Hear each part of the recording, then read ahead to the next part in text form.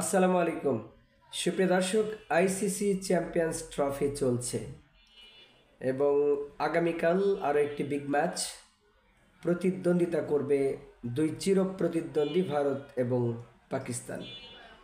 আগামীকালের ম্যাচটা উভয় টিমের জন্যই খুবই গুরুত্বপূর্ণ, বিশেষ করে পাকিস্তানের জন্য। আগামীকাল পাকিস্তানের জন্য ম্যাচটা অনেকটা ডু অর ডাই, একেবারেই আসলে ডু অর ডাই ম্যাচ। কারণ এই ম্যাচে যদি তারা পরাজিত হয় সেক্ষেত্রে আর্লি ঘরের মাঠে টুর্নামেন্ট থেকে তারা ছিটকে পড়বে এবং এই টুর্নামেন্ট কিছুটা হলেও রং হারাবে। অন্যদিকে ভারতীয় দল প্রথম ম্যাচে জয়লাভ করার পরও তাদের জন্য ম্যাচটা গুরুত্বপূর্ণ। যদি কোনো কারণে ম্যাচটাতে হেরে যায়, লাস্ট ম্যাচে তারা কিন্তু মুখোমুখি হবে নিউজিল্যান্ডের, দুর্দান্ত ফর্মে থাকা নিউজিল্যান্ডের বিপক্ষে। তখন কিছু একটা ঘটে গেলে তাদের জন্যও আসলে টিকে থাকাটা কঠিন হবে। যে কারণে আগামীকালের ম্যাচটা উভয় টিমের জন্যই খুবই গুরুত্বপূর্ণ। তবে আপনারা জানেন যে পাকিস্তান বা ভারত যে কোনো দল যদি বড় কোনো আইসিসির ইভেন্ট থেকে আর্লি বিদায় নেয় তাহলে কিন্তু অনেকটা রং হারায় সেই টুর্নামেন্ট। 2007 সালের ওডিআই বিশ্বকাপের কথা যদি বলি, বাংলাদেশের কাছে হেরে ভারত বিদায় নিয়েছিল, আয়ারল্যান্ডের কাছে হেরে পাকিস্তান বিদায় নিয়েছিল। টুর্নামেন্টে কিন্তু আর খুব বেশি জমে ওঠেনি। যে কারণে আমরা আশা করছি যে আগামীকাল পাকিস্তান ডু অর ডাই ম্যাচে তারা সাধ্যমতো ফাইট করবে। যদিও দলটা নিয়ে অনেকটাই ঝামেলা চলছে। পাকিস্তানে বিশ্বকাপের আগে দক্ষিণ আফ্রিকা সফরে যখন সাইম আয়ুব দুর্দান্ত ব্যাটিং করলেন, তখন কিন্তু ধরেই নিয়েছিল যে সাইম আয়ুব এবং ফখর জামান উদ্বোধন করবেন, ওয়ান ডাউনে বাবর আজম খেলবেন, এরপর মোহাম্মদ রিজওয়ান। সব কিন্তু ওলটপালট হয়ে গেছে। আইসিসি চ্যাম্পিয়ন্স ট্রফি শুরু হওয়ার আগে হঠাৎ সাইম আয়ুবের যে ইনজুরি, সেটি আসলে বড় ধাক্কা পাকিস্তানের জন্য। যে কারণে টিম কম্বিনেশনেই পরিবর্তন করতে হয়েছে। বাবর আজমকে ওয়ান ডাউন থেকে উদ্বোধনী ব্যাটার হিসেবে ব্যাটিং করতে হয়েছে।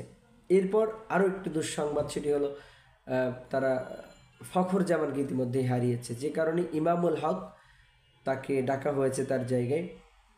যে কারণে পাকিস্তানের ব্যাটিং অর্ডারটা একেবারেই এলোমেলো এই মুহূর্তে। হয়তো বা আগামীকালে ম্যাচে কিছু পরিবর্তন আসতে পারে। আমি যেটা ধারণা করছি যে হয়তো বাবর এবং ইমামুল হক তারা উদ্বোধন করবেন। এরপর সৌদ শাকিলকে সরিয়ে দেওয়া হতে পারে। সেক্ষেত্রে আবারও কামরান গোলাম কিংবা আর রিজওয়ান হয়তো বা ওয়ান ডাউনে নামতে পারেন। সালমান আলী আগা তার জায়গায় ফিট রয়েছেন। আরেকটি ব্যাপার হলো যে তারা হয়তো বা ফাহিম আশরাফকে ফেরাতে পারে। Fahim Ashraf pace bowling allrounder.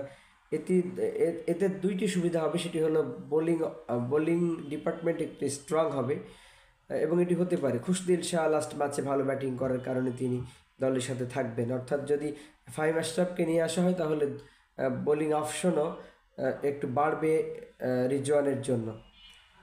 সব মিলিয়ে ভারতের শক্তিশালী ব্যাটিং লাইন আপের বিপক্ষে পাকিস্তানের বোলিং অ্যাটাকটাকে স্ট্রং করা দরকার বলে আমি মনে করি। এজন্য অন্তত ফাহিম আশরাফকে ফিরিয়ে আনলে তারা 4 জন পেস বোলার পাবে। অন্যদিকে ভারত তারা প্রথম ম্যাচে জয়লাভ করলেও নেট রান রেটটা কিন্তু খুব বেশি ভালো রাখতে পারেনি, যেহেতু 47 ওভার পর্যন্ত তাদের ব্যাটিং করতে হয়েছে বাংলাদেশের বিপক্ষে। যে কারণে তারপরও হয়তো বা তারা টিম কম্বিনেশন বা উইনিং কম্বিনেশনে কোনো পরিবর্তন নিয়ে আসবে না। সব মিলিয়ে একটি বিগ ম্যাচের সামনে দাঁড়িয়ে আবারও পুরো ক্রিকেট বিশ্ব, যেহেতু আইসিসির ইভেন্ট ছাড়া ভারত পাকিস্তানের মুখোমুখি হওয়ার সুযোগ নেই বললেই চলে। যে কারণে অধীর আগ্রহে অপেক্ষা করছে উভয় দলের ক্রিকেট প্রেমী দর্শক সমর্থকরা। দেখা যাক, একটি হাড্ডাহাড্ডি ম্যাচ হবে এমনটাই আমাদের প্রত্যাশা। যদিও শক্তির বিচারে পাকিস্তানের চেয়ে কিন্তু এই মুহূর্তে ভারতীয় দল এগিয়ে